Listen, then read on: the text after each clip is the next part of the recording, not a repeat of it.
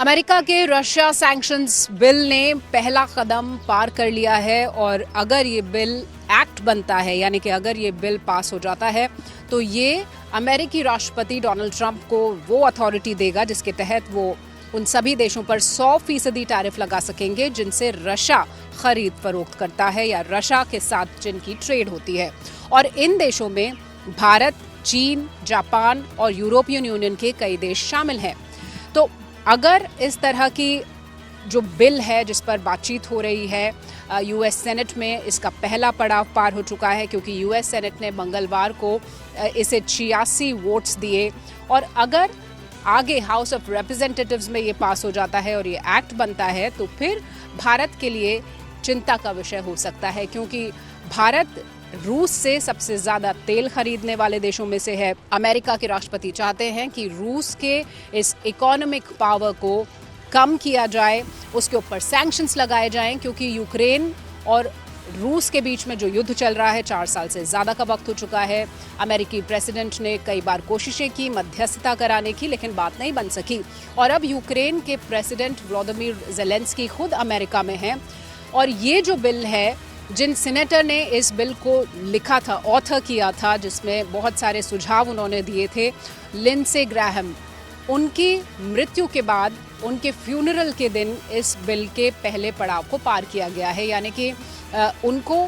क्योंकि वो यूक्रेन को बहुत ज़्यादा सहयोग देते थे, यूक्रेन के बारे में बात करते थे, यूक्रेन के सपोर्टर थे, लिहाजा यूक्रेन के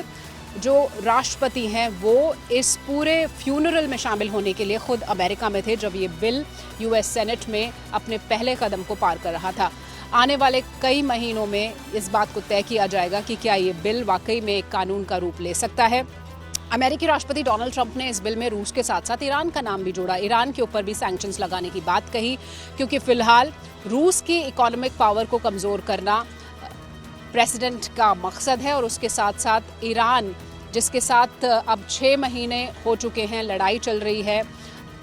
अमेरिकी राष्ट्रपति चाहते हैं कि ईरान के ताकत को भी कम किया जाए, कमज़ोर किया जाए और इसी वजह से इस सैंक्शंस एक्ट में रूस के साथ साथ ईरान का नाम जोड़ दिया गया है और इस पूरे एक्ट को नाम भी दिया गया है Lindsey Graham Russia and Iran sanctions act, अगर ये एक्ट बनता है तो। लेकिन इसे अभी बहुत सारे कदम पार करने होंगे, हाउस ऑफ रिप्रेजेंटेटिव्स में इसे जाना होगा, वहाँ से सबकी सहमति के बाद अगर ये पास होता है तब ये प्रेसिडेंट के पास जाएगा। लेकिन कई सेनेटर्स और कई ऐसे नेता हैं अमेरिका में जिनका कहना है कि अगर ये बिल पास होता है तो कई एलाइज यानी कई मित्र देशों को भी इसका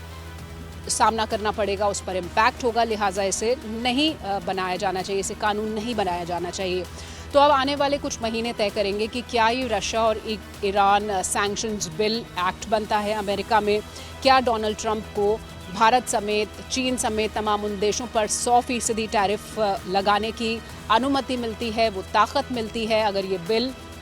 एक कानून में तब्दील हो जाता है। तमाम दूसरी अथॉरिटीज़ हैं अमेरिका में जो नहीं मानती कि ये ठीक है कि अमेरिकी प्रेसिडेंट को इस तरह की एक अथॉरिटी मिले कि वो देशों पर 100% तक टैरिफ लगाएं और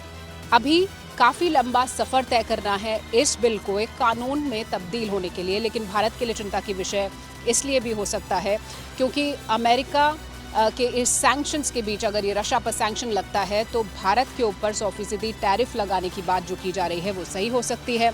और भारत रूस से तेल लेने वाले देशों में से सबसे बड़ा खरीदार है और 2022 के बाद से लगातार जब रशिया को सैंक्शंस का सामना करना पड़ रहा था उस दौरान भी भारत लगातार रूस से तेल खरीद रहा था और अब भी अपनी एनर्जी नीड्स के लिए वो रूस पर काफ़ी हद तक निर्भर है। तो इस पूरे प्रक्रिया के दौरान भारत इस पूरी स्थिति को मॉनिटर कर रहा है। अगर ये बिल जो रशिया सैंक्शन बिल है अगर वो एक एक्ट बनता है, एक कानून बनता है तो फिर अमेरिकी राष्ट्रपति को भारत, चीन, जापान, तमाम दूसरे उन देशों पर 100% टैरिफ लगाने की अथॉरिटी मिल जाएगी जो रूस के साथ खरीद फरोख्त करते हैं, एनर्जी खरीदते हैं, तेल खरीदते हैं और भारत भी उनमें शामिल है। कैमरा पर्सन संजीव कुमार के साथ शिवानी शर्मा, दिल्ली आज तक।